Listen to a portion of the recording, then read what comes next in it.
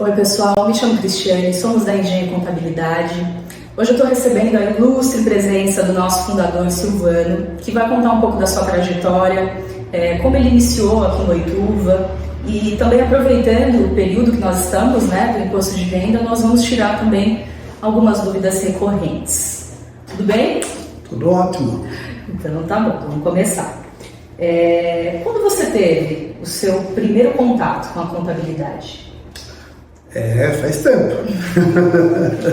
O primeiro contato com a contabilidade, na verdade, foi através da empresa que meu pai tinha, lá em São Paulo. Ele tinha um armazém e eu já acompanhava o trabalho dele. Eu sempre via o contador chegando lá para pegar documento, retirar documento, e aquilo me chamou a atenção. E aos poucos eu fui entendendo o que era, E mesmo com pouca idade, 11, 12 anos, já me despertou uma certa curiosidade, Aquelas notas fiscais, documento, Todo final de dia eu via meu pai fazendo um fechamento de caixa, achava aquilo maravilhoso, Mas eu acredito que esse foi o meu primeiro contato com a contabilidade. E quando você abriu o seu próprio escritório de contabilidade? Levou um tempo, Aí primeiro eu tive que passar. Hoje a gente não tem muito isso mais, Mas na minha época, por conta da idade, a gente ainda tinha aquele risco de ser convocado para servir o exército. E aí você ficava um ano em serviço militar, e as empresas, quando você tinha ali 17, 18 anos, ninguém contratava mais por conta disso.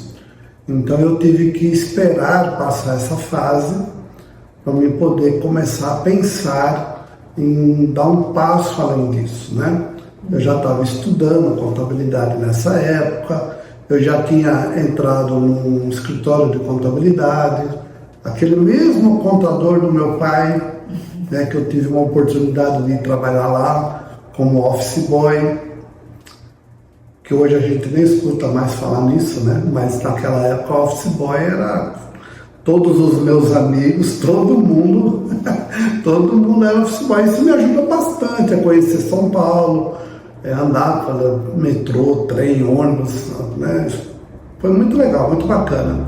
E depois da fase do exército, que eu fui dispensado, aí comecei a procurar um outro emprego para melhorar a carreira, Conhecer mais, aprender mais. E eu cheguei, inclusive, a ser gerente de um escritório de contabilidade lá próximo do aeroporto de Congonhas.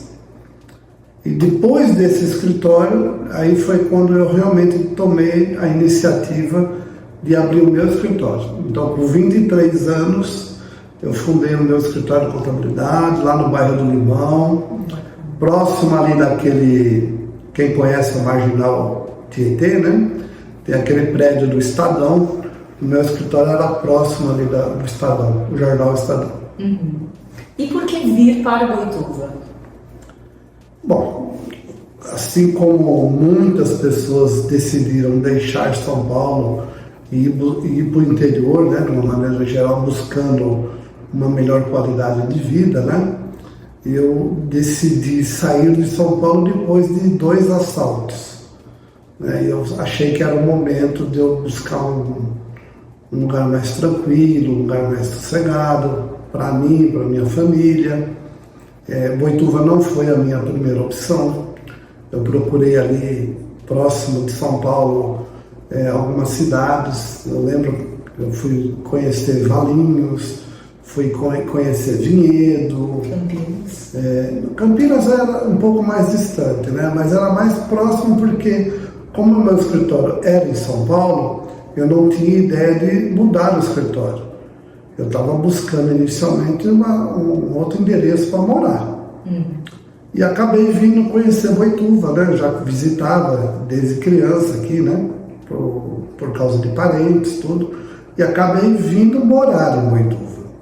A ideia de trabalhar em Boituva ainda não era uma decisão ainda. A decisão inicial foi vir morar.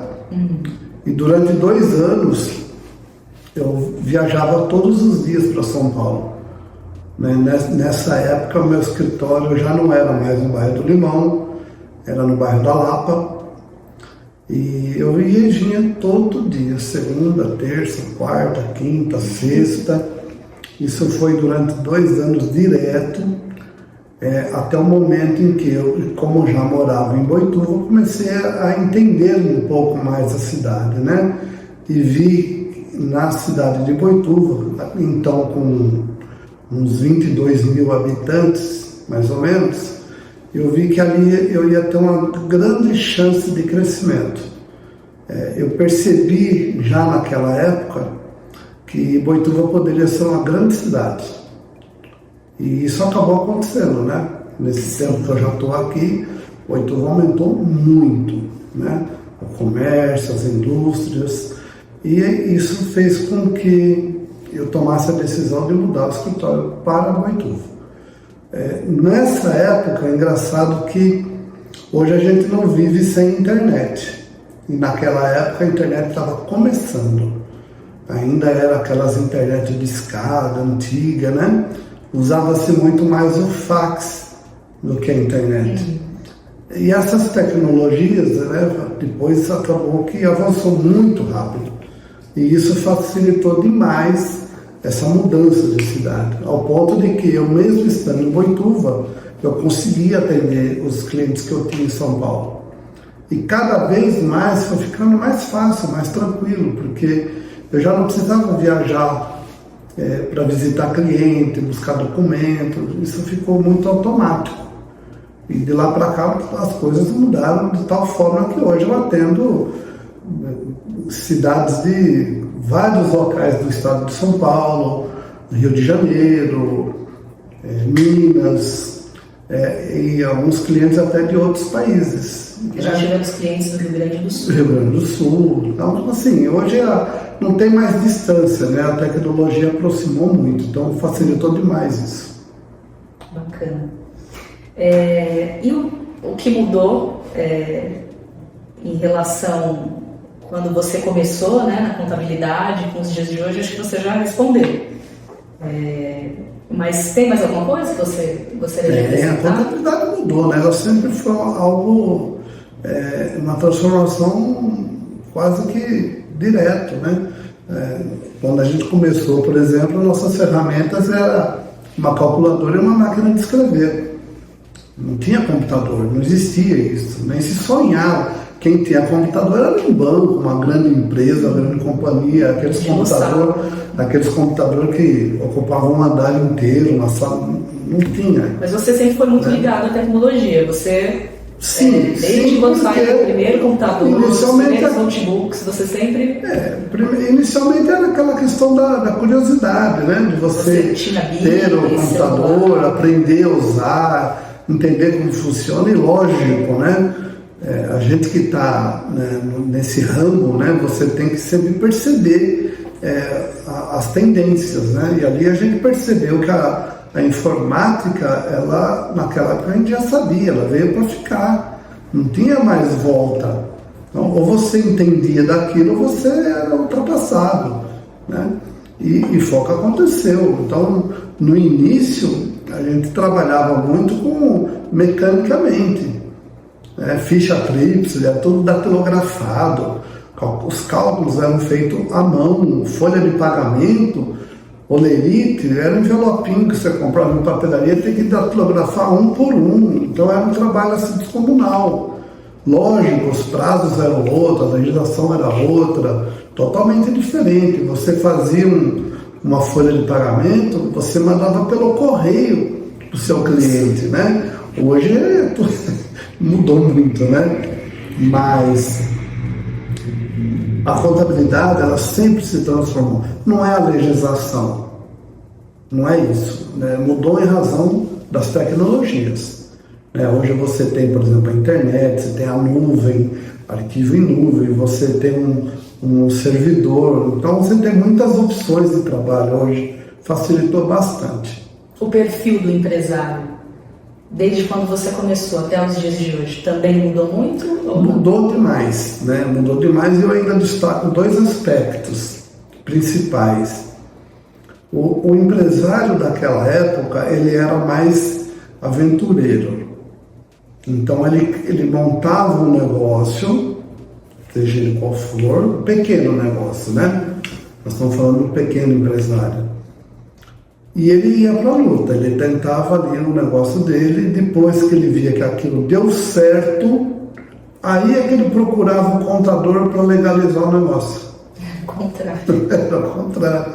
Hoje não, hoje até por conta da legislação, as licenças, tudo, né? Você tem que abrir um negócio de imediato, senão você não consegue começar a trabalhar, né? Nota fiscal eletrônica, hoje é tudo interligado. Mas isso fez com que o empresário se aperfeiçoasse mais. Então hoje, quem começa um novo negócio, ele sabe o que ele está fazendo, ele já procura mais informação, ele começa a entender melhor do que ele pretende fazer, né? Então essa preocupação é visível hoje no empresário atual. E os investimentos são outros, né? Você percebe, por exemplo, o nível de empresa quando ele abre, as instalações, o cuidado com a imagem, o cuidado com o logotipo, a marca, o uniforme, apresenta tudo. Coisas que você não via antes. Antes era tudo muito assim, informal, né? Hoje não, hoje é muito profissional o trabalho hoje. E como é esse primeiro contato, quando a pessoa chega para abrir o negócio dela com você? Muito legal, boa pergunta. Porque essa, na verdade, assim, é um grande prazer que a gente tem, que eu tive ao longo de todos esses anos, poder ter esse contato com as pessoas que chegam procurando a gente para abrir um novo negócio, uma nova sociedade. Porque você percebe ali, quase uma regra, né, o brilho dos olhos. Né? A pessoa que vem com uma ideia, ele quer montar algo e ele vem com aquele receio, aquele medo, será que vai dar certo, não vai? E a nossa preocupação sempre foi essa, né? Não só constituir a empresa, tirar o CNPJ, o contrato social, não é isso. O nosso grande prazer, o grande segredo do negócio é você acreditar naquele projeto e fazer com que aquilo dê certo, que aquela empresa tem que crescer. Isso é a maior satisfação que o contador pode ter. Por exemplo, eu tive a oportunidade de atender uma empresa que na época contava com 3 funcionários, era uma empresa multinacional, ela tinha uma participação americana e uma participação da Venezuela, de uma empresa da Venezuela. E a gente não acreditava que aquilo fosse dar muito certo. Era algo novo até então. Era uma empresa de vidros, era um representante, ele só vendia por encomenda, né? Então ele fazia os pedidos, o vidro chegava de navio e esses vidros eram entregues nos clientes. E aquilo acabou dando tão certo que esse escritório, que era basicamente o gerente, uma secretária e um ajudante, em 2 anos eles já eram um dos maiores distribuidores de vidro no Brasil. Que bacana. Que era a Guardian, que nós temos aqui vizinha aqui de Boituva, né? E depois disso, rapidamente eles construíram a primeira fábrica no Rio de Janeiro, em Resende, e depois de algum tempo eles construíram uma outra fábrica aqui em Tatuí. Então, para quem via aquele escritório com 3 pessoas e as dificuldades que eles tinham, né? Era uma empresa de fora que não entendia da legislação, as dificuldades tributárias, trabalhistas, né? Tudo era muito difícil, tudo muito complicado. O próprio gerente, ele não era brasileiro, ele era estrangeiro, então tinha problema da língua, tudo, né? E aí você vê, ao longo dos anos, se transformar na potência que foi muito bacana e foi muito bom fazer parte desse crescimento, né? E outros casos também, não tão grandes assim, mas a gente teve a oportunidade de ter empresas que começaram, a gente lembra até como se fosse hoje, né? O comecinho e tudo, e são empresas que estão aí até hoje, né? O escritório, nós estamos há 38 anos como escritório. A minha experiência é um pouco anterior a isso, mas como escritório, em setembro agora de 2023, são 38 anos.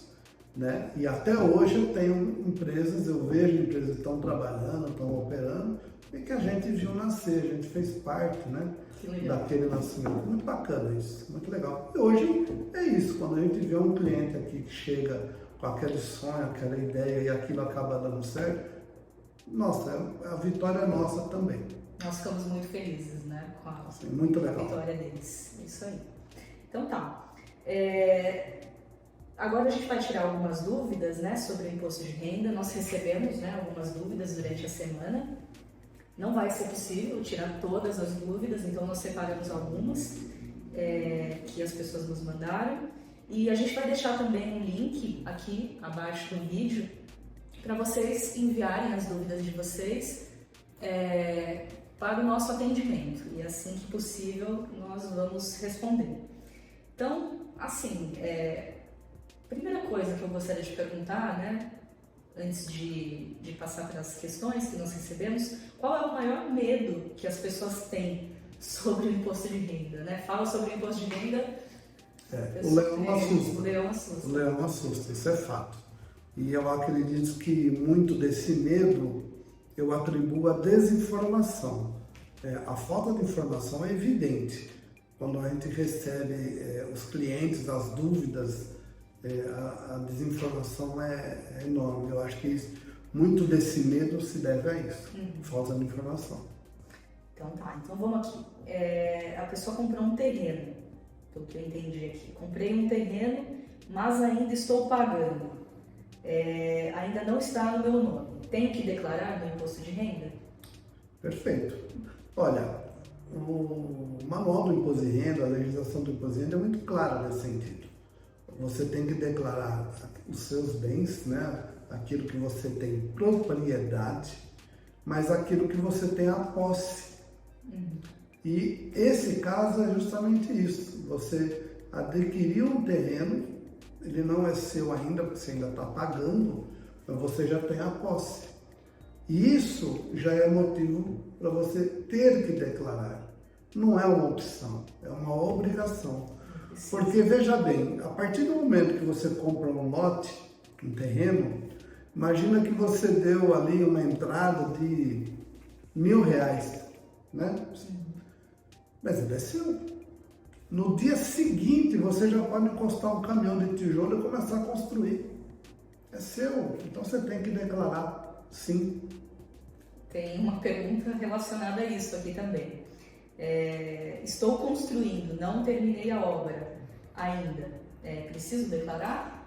Exatamente, tem que declarar também, né? Até porque quando você aprova o projeto na prefeitura da sua cidade, essa informação já vai para a Receita Federal hoje.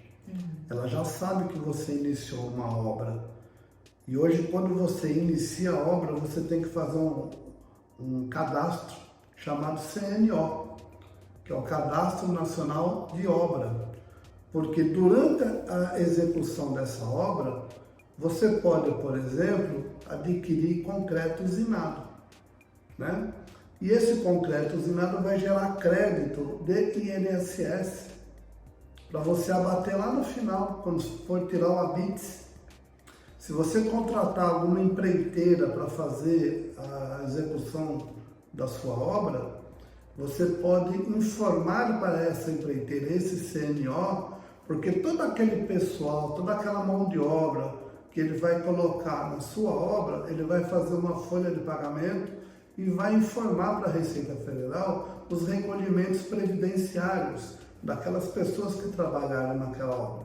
E esses créditos você vai abater no seu INPS depois. Então, olha só, a importância de você declarar, de você tirar o CNO, que é o Cadastro Nacional de Obra, e aproveitar todos esses créditos que a legislação te dá. Porque ao final da obra, quando você vai tirar o habite e você tem que recolher o INSS, não é barato, é caro. Muito caro. Então, tudo que você puder reduzir é importante. Sim.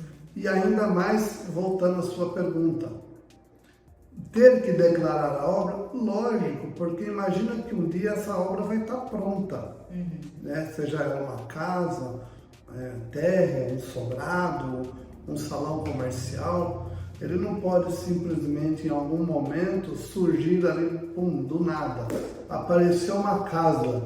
Não, você tem que ir construindo e declarando aos poucos, ano a ano, principalmente o tempo de execução, né? Às vezes pode atingir 1 ou 2 declarações, até 3 declarações. Então é importante, sim. Tem mais uma pergunta aqui. Sou trabalhador informal, tenho um rendimento mensal, não sei como declarar.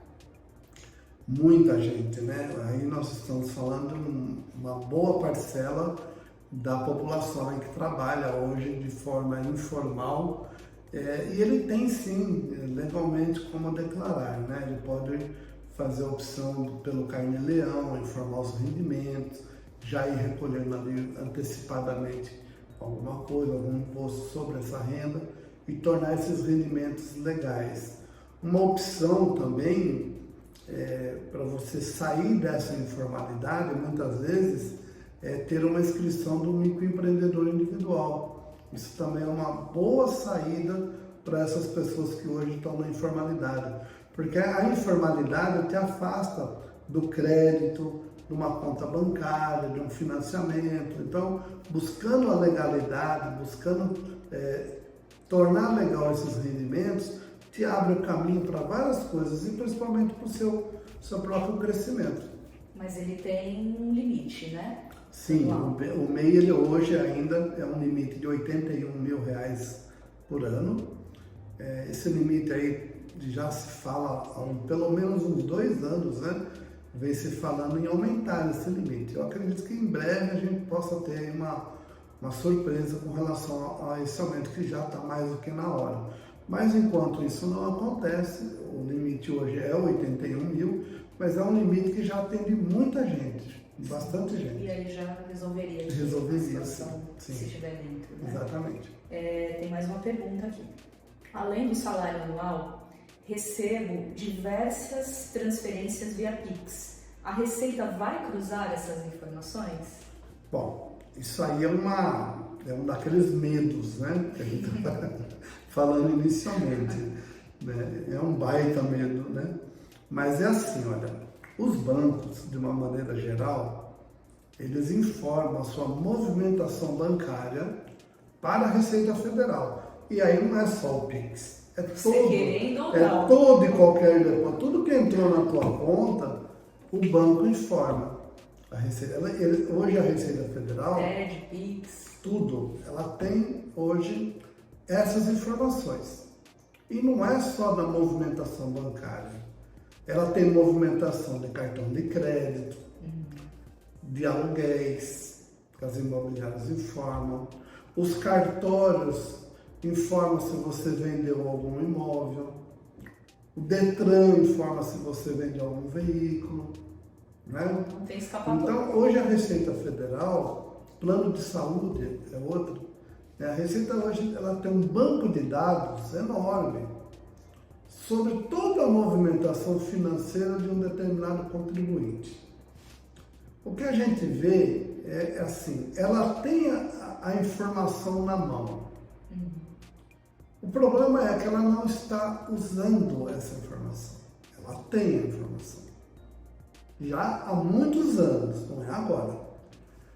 E ela não usa essa informação por um simples motivo: falta de gente. Então ela pega grandes movimentações. Mas não significa que aquele pequeno possa amanhã ser chamado ou não. Então a gente procura alertar todo contribuinte do risco que ele corre e não tornar legal todas essas coisas. Porque sabendo do risco, a decisão é dele. Se manter informal ou não. Porque se um dia ele for notificado pela Receita Federal a prestar algum tipo de informação... Aí é dor de cabeça, né? Melhor evitar. É muita dor de cabeça, o prazo é muito curto, As multas são pesadíssimas, mas a gente sempre deixa isso muito claro. A decisão é do cliente. Sim. A gente só mostra quais são os riscos. Então ele tem que tomar uma decisão consciente do qual risco ele está correndo. E na maioria das vezes ele muda e aí ele começa a querer colocar as coisas em ordem.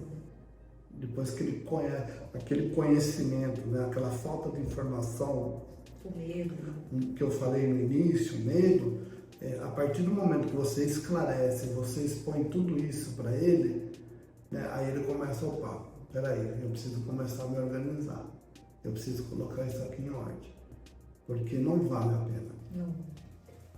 Tem mais uma perguntinha, que é a última pergunta. Vendi um imóvel, fiquei sabendo que tenho que pagar o imposto sobre ganho de capital.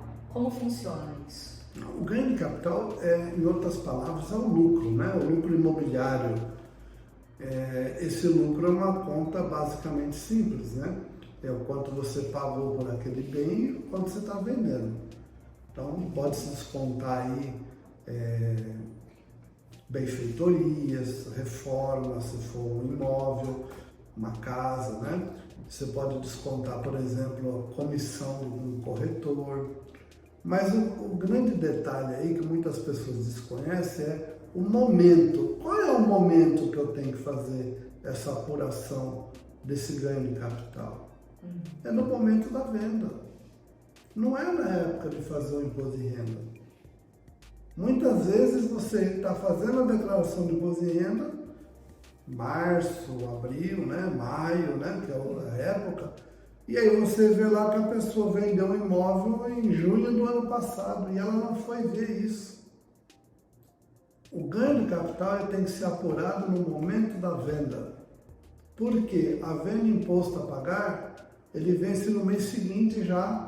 Ele não tem relação nenhuma com os prazos da declaração de imposto de renda.